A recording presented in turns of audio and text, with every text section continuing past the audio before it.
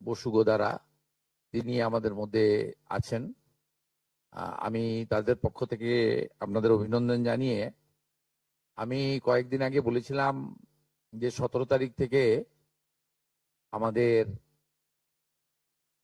তৃতীয় পর্যায়ে অন্নপূর্ণা যোজনার টাকা অ্যাকাউন্টে ট্রান্সফার শুরু হবে। আমরা যেহেতু সংকল্পপত্রে ঘোষণা করেছিলাম আমরা প্রথম জুন মাসে 28 লক্ষ বেনিফিশিয়ারিকে অনলাইন এবং অফলাইনের মধ্যে দিয়ে আমরা শুধু প্রোগ্রামটা লঞ্চ করিয়েছিলাম। পরবর্তীকালে আমরা নির্দিষ্ট তথ্য এবং ফর্মের ব্যবস্থা করি। এটা করার পিছনে অনেকগুলো কারণ ছিল। প্রথমত সরকারি টাকা, এই সরকারি অর্থ সঠিক জায়গায় ব্যয় করা উচিত। সরকারি অর্থে নয়ছয় করার বা ফাইন্যান্সিয়াল ইনডিসিপ্লিন করার কোনো অধিকার কোনো মুখ্যমন্ত্রী, মন্ত্রী বা আধিকারিকের নেই। তাছাড়াও বিগত দিনের লক্ষ্মী ভান্ডার বলুন বা আমাদের সরকার আসার পরে অন্নপূর্ণা যোজনা, এটা সম্পূর্ণভাবে মহিলাদের একটি স্কিম। তার বয়স নির্দিষ্ট করা আছে 25 থেকে 60 বছর। সেক্ষেত্রে কোনো পুরুষের বা বয়সের 25 বছরের কম যারা, তারা পাওয়ার যোগ্য হতে পারে না। আমরা বিগত সরকার যখন প্রথম শুরু করে খুব অনিয়মিতভাবে প্রায় 9 মাস গেছে 500 টাকা করে ভাতা দিতে, এবং প্রতি মাসেই তাদের সংখ্যা এদিক ওদিক হয়েছে।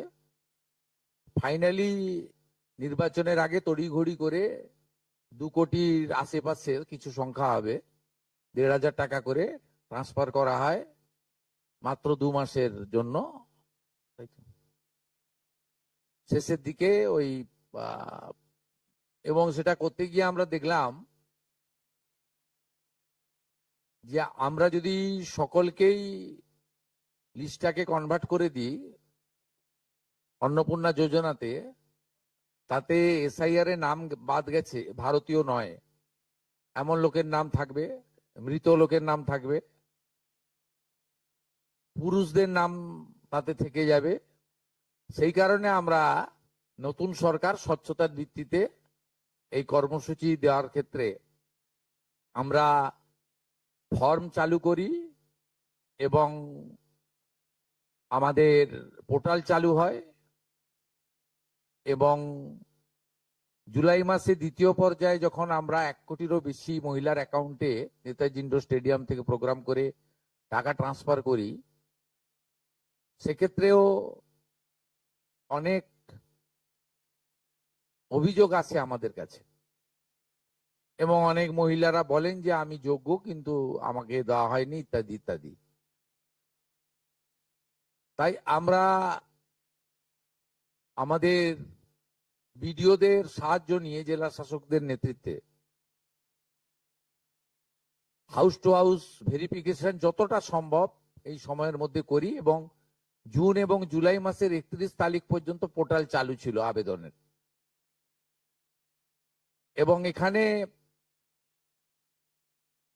প্রায় 1,70,00,000 বা তার থেকে একটু কিছু বেশি হবে, সংখ্যাটা আমি এই মুহূর্তে ডিটেলসে যাচ্ছি না, তারা আবেদন ইত্যাদি করেন, যার মধ্যে জুলাই মাসের প্রাপকরাও ছিলেন।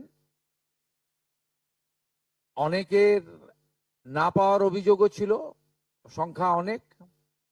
আবার অনেকের বক্তব্য ছিল যারা পাওয়ার যোগ্য নয় তাদের দিয়ে দেওয়া হয়েছে। তাই আমরা মোটামুটি একটা ভেরিফিকেশনের কাজ করছি, যে কাজ আগামী কাল পর্যন্ত আমাদের চালাতে হবে। এর মধ্য দিয়ে ইতিমধ্যে যারা ভেরিফাইড হয়েছেন, সংখ্যাটা অনেক গত মাসের থেকেও অনেক বেশি,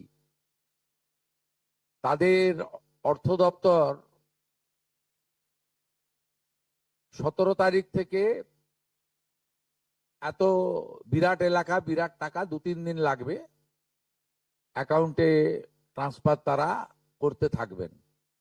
এটা প্রতি মাসে হবে না, প্রতি মাসেই যারা ভেরিফাইড হলেন তারা মাসের দ্বিতীয় সপ্তাহে আমি দেখছিলাম কিছুজন 1 তারিখ থেকেই বলতে শুরু করেছেন কখন ঢুকবে কখন ঢুকবে। মানে এরা মূলত আমাদের ভোট দেয়নি, আমাদের পরাজয় দেখতে চেয়েছিলেন। খুব কষ্ট হচ্ছে ওদের, কিন্তু আমরা সরকারি টাকা নয়ছয় করতে দেব না, আর যোগ্য প্রাপকদের চিহ্নিত করেই দেব। এবং আমরা এক্ষেত্রে কমিটেড। অতএব যে চুরি দুর্নীতি হয়েছে, যেমন বিগত দিনে আধার লিঙ্ক অ্যাকাউন্ট নম্বর দেওয়া হয়নি, সেলফ ডিক্লিয়ার অ্যাকাউন্ট নম্বরে দেওয়া হয়েছে। এর ফলে মহিলার টাকা পুরুষ পেয়েছে, অন্য লোক পেয়েছে, এখন গ্রেপ্তার হয়েছে বহু মানুষ। এই সব আছে, ডিটেলসে তো বলা যাবে না। আমরা মোটামুটি আপনারা আমাদের শিশু ও নারী কল্যাণ দপ্তরের, এটা হচ্ছে নোডাল এজেন্সি, ইমপ্লিমেন্টিং এজেন্সি। তাদের 19/5/2026 তারিখে 2411-WCD নম্বর বিজ্ঞপ্তির মাধ্যমে তারা একটা মোটামুটি এসওপি দেয়, তার ভিত্তিতেই ভেরিফিকেশন হয়েছে। এবং এই ভেরিফিকেশনে যারা যোগ্য বিবেচিত হয়েছেন, বৈধ হয়েছেন, তাদের অর্থ 17 তারিখ থেকে প্রদান করা হবে। এরপরেও আমরা একটা অভিযোগ পোর্টাল রাখব, যে অভিযোগ পোর্টালে পরবর্তী সময়ে যে কেউ অভিযোগ করতে পারেন, এবং এই অভিযোগ নিষ্পত্তি করার জন্য আমরা সংশ্লিষ্ট ব্লকের বিডিওদেরকে বিশেষ দায়িত্ব, চিফ সেক্রেটারি দায়িত্ব ফিক্সড করে দেবেন। তারা হিয়ারিং নিয়ে একটা নির্দিষ্ট সময়ের মধ্যে নিষ্পত্তি করবেন।